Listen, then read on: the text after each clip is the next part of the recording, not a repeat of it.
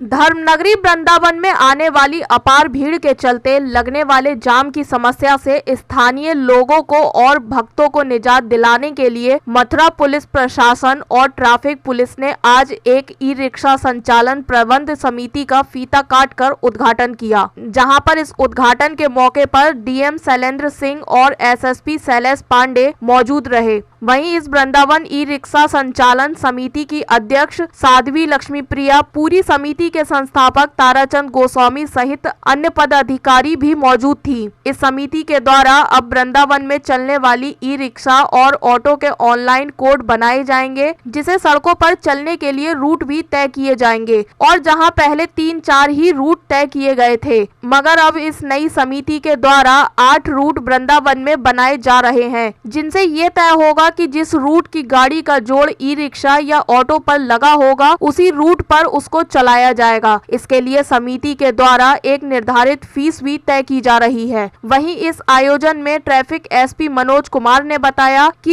ये समिति पुलिस प्रशासन के सहयोग से अपना काम करेगी। वहीं धर्मनगरी में 8 रूट बनाए जाने हैं, जिससे जाम और इधर उधर चलने से होने वाली जाम की समस्या के साथ अन्य परेशानियों से मुक्ति मिलेगी। वहीं संस्थापक ताराचंद गोस्वामी ने बताया कि हम इस समिति के द्वारा निष्पक्ष होकर सभी ई रिक्शा का बारकोड ऑनलाइन रजिस्ट्रेशन के माध्यम से बनाएंगे, ताकि कहीं कोई परेशानी ना हो। जिस तरह से पहले समिति ने किया और अब पहले वृंदावन के बाद अन्य जगह के बारकोड बनाए जाएंगे। इसके साथ ही पहले यहाँ के स्थानीय ई रिक्शा वालों को प्राथमिकता दी जाएगी। व्यवस्था तो जैसे अभी ट्रैफिक एसपी महोदय ने कहा है कि अब की बार में 8 यहाँ पर रूट बनाए। पिछली बार जो थे 3 थे और उस समय तो किसी को देखा नहीं, जी चाहा दे दिया तो आदमी की बड़ी भरमार रही। तो हम भी ये चाहते हैं सभी वृंदावनवासी कि जो परदेसी यात्री यहाँ पर आए वो कम से कम उस दबाव में न रहो, कायदे से जाए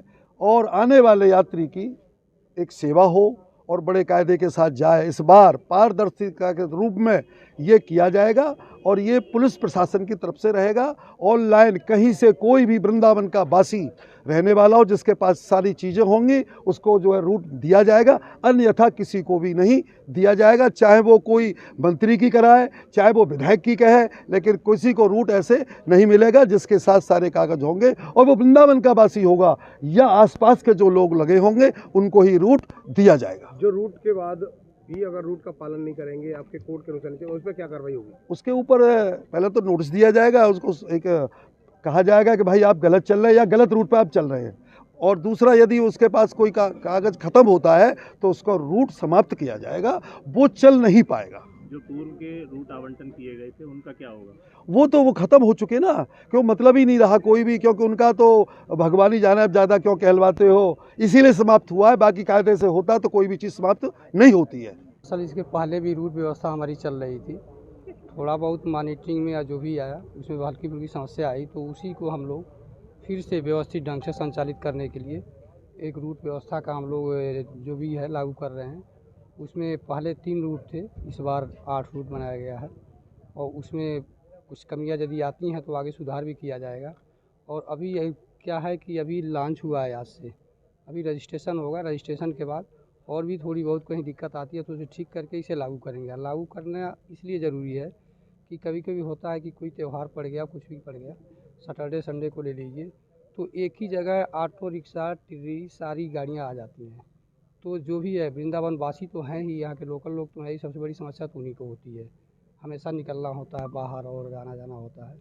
तो इससे एक जगह हो जाने से चलने में असुविधा हो रही है सड़कों पे, तो इनका रूट बट जाएगा तो अपने रूट पे होंगे तो हर रूट पे जब रहेंगे तो असुविधा कम होगी। और हम लोग प्रयास यही कर रहे हैं कि लोगों को सुविधाएं मिले, और कोई इसका उद्देश्य नहीं है।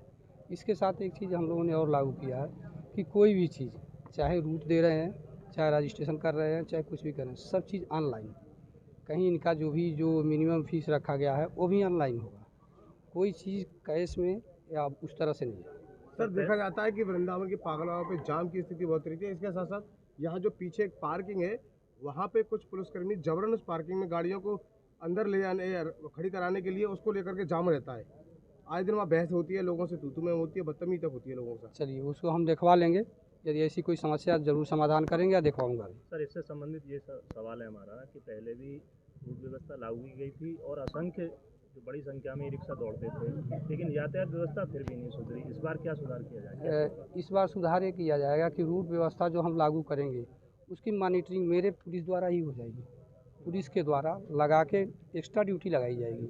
कम से कम 20 लड़के ऐसे होंगे जो लोकेशन तो होगा ही होगा उनको चेक करेंगे वो अपने रूट पे हैं कि नहीं है। ये अभियान सप्ताह में कम से कम हर रूट पर एक बार चलेगा, तो इससे हमारी व्यवस्था जो बहुत जल्दी डैमेज हो जाती है वो व्यवस्था चलेगी। जहाँ तक मेरा अनुमान है वो चलना है। जो पंजीकरण होंगे उसमें कहाँ के लोगों को, जैसे पहले था कि वृंदावन के लोगों को ही रूट आवंटित होंगे, इस बार क्या प्रक्रिया रहेगी? इस बार प्रक्रिया ये है कि पहले तो जो रूट है उसे हम डिसाइड कर लिए कि रूट है, उसके आसपास जो ऑटो रिक्शा है रजिस्ट्रेशन से पता चल जाएगा और जो टिड्डी है उससे पता चल जाएगा तो हम कितने को वहाँ दे पा रहे हैं, और उसी हिसाब से उस रूट से एरिया तय करेंगे। उनके अस्थाई पते से या आधार कार्ड के पते से तय करेंगे। जो सबसे नज़दीक होगा पहले उसे मिलेगा और सबसे जो दूर होगा वो उसको बाद में मिलेगा। तो यही हमें देखना है कि पहले रूट के आसपास वालों को मिल जाए और जो जिस रूट पे आता है वहाँ मिले उसे। इसमें पारदर्शी रखा गया है। इसमें जो एक टारगेट है वो रखा गया है, अभी रजिस्ट्रेशन के बाद ये क्लियर हो पाएगा, अभी ये क्लियर होने